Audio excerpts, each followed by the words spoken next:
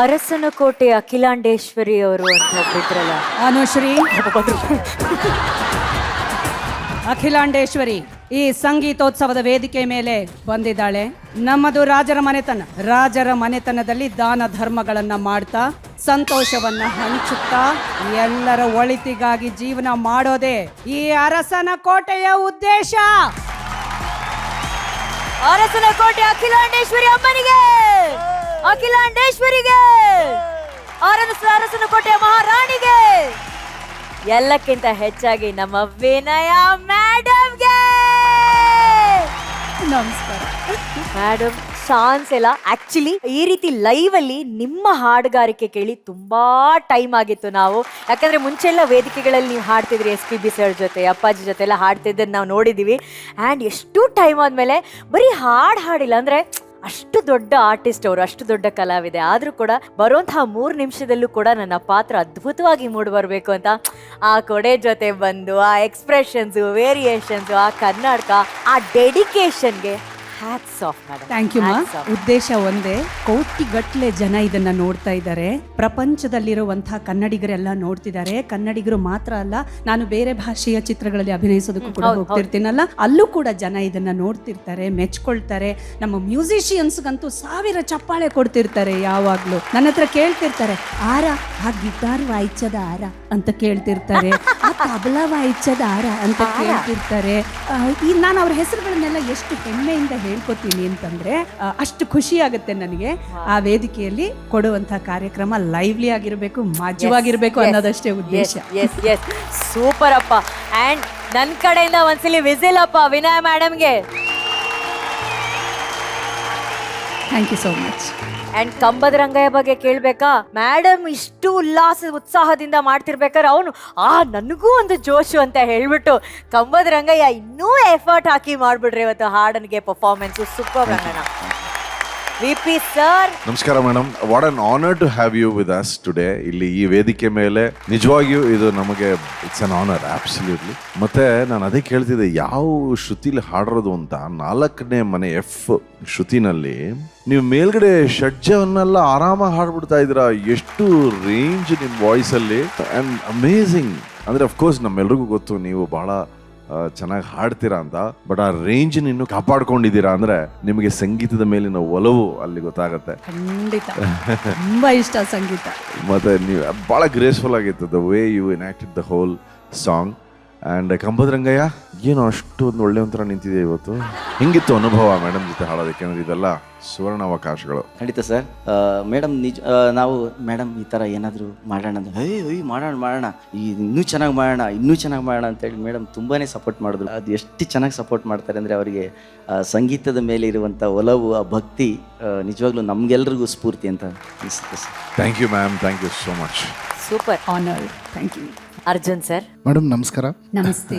ಏನು ಹೇಳೋದು ಮೇಡಮ್, ನಿಮ್ಮ ನೋಡ್ತಿದ್ರೆ ನಿಮ್ಮ ಭಾಷೆ ಹಾಗೂ ನಿಮ್ಮ ಏನು ಈ ಸಂಸ್ಕೃತಿ ಇದೆಯಲ್ಲ, ಅದು ನಿಮ್ಮ ಎಕ್ಸ್ಪೀರಿಯನ್ಸ್ ನಿಮ್ಮ ಒಂದು ನೋಟದಲ್ಲಿ ಎಲ್ಲವೂ ಕಾಣುತ್ತೆ. ತುಂಬ ರೇರ್ ನೀವು ಅದನ್ನು ಹಾಗೆ ಉಳಿಸ್ಕೊಂಡು ಆವಾಗಿಂದ ಇವತ್ತಿನವರೆಗೂ ಕನ್ನಡತನ, ನಮ್ಮತನ ಅನ್ನೋದು ನಿಮ್ಮ ಪ್ರತಿಯೊಂದು ಹೆಜ್ಜೆನಲ್ಲೂ, ನಿಮ್ಮ ನುಡಿನಲ್ಲೂ, ಪ್ರತಿಯೊಂದರಲ್ಲೂ ಕಾಣುತ್ತೆ. ಆ್ಯಂಡ್ ಹಾಡೋಕ್ಕೆ ಅಂತ ಬಂದಾಗ ಅದಕ್ಕೇನು ಮ್ಯಾಕ್ಸಿಮಮ್ ಮಾಡೋಕ್ಕಾಗುತ್ತೆ. ಆ ಮ್ಯಾಕ್ಸಿಮಮ್ನ ನೀವು ಮಾಡೋ ಪ್ರಯತ್ನ ಏನು ಮಾಡ್ತಾ ಇದ್ದೀರಾ ಅದೆಲ್ಲ ನಮಗೊಂದು ಪಾಠ ಆಗಿ ನೋಡ್ತಾ ಇದ್ದೆ ನಾನು ಇಲ್ಲಿಂದ. It was amazing. ನೀವು ಎಲ್ಲವೂ ಹಾಡು ಮುಗಿಯೋವರೆಗೂ you acquired the whole stage.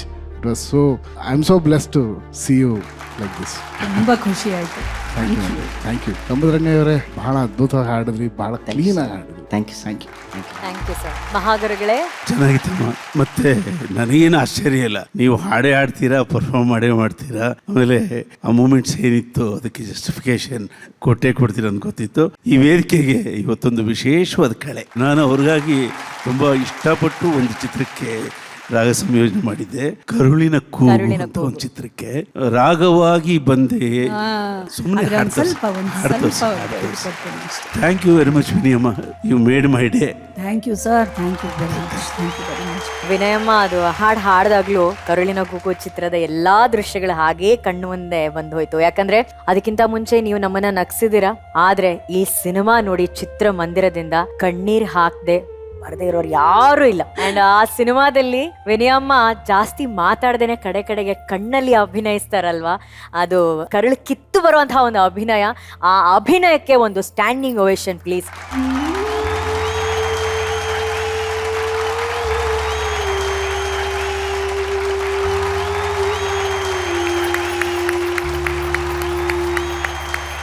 Thank you judge, thank you jury, thank you. ಇದು ದಿ ಬೆಸ್ಟ್ ಮೂಮೆಂಟ್ ಮಾ. Thank you so much. You are a true artist. ಅಂದರೆ ಇದೊಂದು ಬ್ಲೆಸ್ಸಿಂಗ್ಸ್ ನೀವು ನಮ್ಮ ಕಾರ್ಯಕ್ರಮದಲ್ಲಿ ಇರೋದು.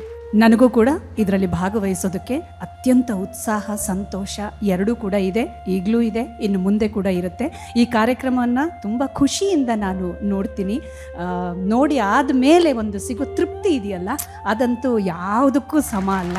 ಅಷ್ಟೊಂದು ತೃಪ್ತಿಯನ್ನು ಕೊಡುತ್ತೆ. ಕರೆದಿದ್ದಕ್ಕೆ ಹಾರ್ದಿಕ ಧನ್ಯವಾದಗಳು. ಧನ್ಯವಾದಗಳು madam. Thank you so much. Thank you Ranganna. Thank you.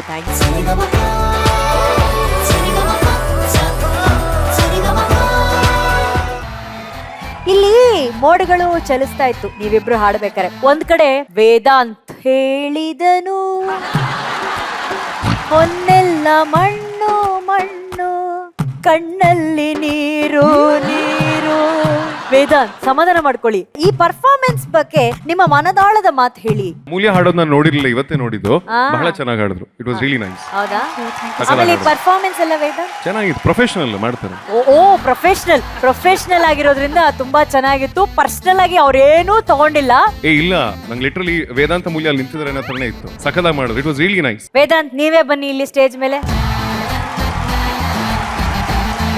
ಗಟ್ಟಿ ಮೇಳ ಅನ್ನೋ ಒಂದು ಸೂಪರ್ ಹಿಟ್ ಧಾರಾವಾಹಿಲಿ ನಾಯಕನಾಗಿ ಅಭಿನಯಿಸಿ ಅದ್ರ ಜೊತೆಗೆ ನಿರ್ಮಾಪಕನಾಗಿ ಅದರ ಒಂದು ಅದ್ಧೂರಿತನ ಮೇಂಟೈನ್ ಮಾಡೋದಿಲ್ಲ ಆ ಧಾರಾವಾಹಿ ಅದ್ಧೂರಿತನ. ಅಂಡ್ ಸ್ಟಿಲ್ ಇವತ್ತಿಗೂ ಕೂಡ one of the top rated show ಆಗಿ ನಿಂತಿದೆ. ಗಟ್ಟಿ ಮೇಳಕ್ಕೆ ಒಂದು ದೊಡ್ಡ ಚಪ್ಪಾಳೆ ಪ್ಲೀಸ್. ಸೊ ಇವತ್ತು ಗಟ್ಟಿ ಮೇಳ ಟಾಪ್ ಅನ್ ಆಗಿರೋದಕ್ಕೆ ಝೀಲ್ ಕೆಲಸ ಮಾಡೋ ಪ್ರತಿಯೊಬ್ಬರ ಕಾಂಟ್ರಿಬ್ಯೂಷನ್ ಇದೆ. So I think I will owe to them. Thank you so much. Congratulations Vedant and Amulya. ಇದೇ ರೀತಿ ನಿಮ್ಮ ಸಕ್ಸಸ್ಫುಲ್ ಜರ್ನಿ ಏನಿದೆ ಅದು ಮುಂದುವರಿತಾ ಇರಲಿ, ಇನ್ನೂ ಎತ್ತರಕ್ಕೆ ಆ ಸಕ್ಸಸ್ ಬೆಳೀತಾ ಇರಲಿ ಅನ್ನೋದು ನಮ್ಮೆಲ್ಲರ ಆಸೆ. Thank you. Thank you Vedant.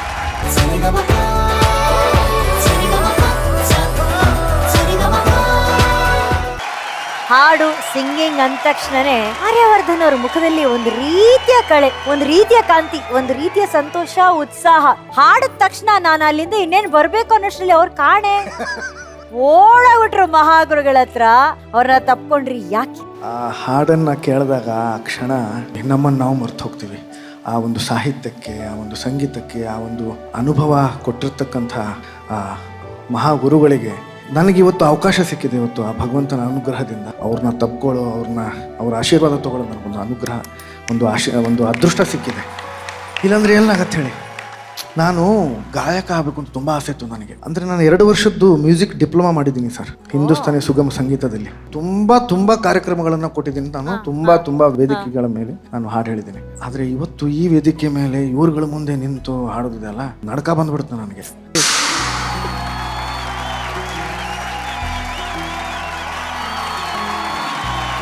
Sari ga ma pa pa sa sa pa pa, sari ga ma pa.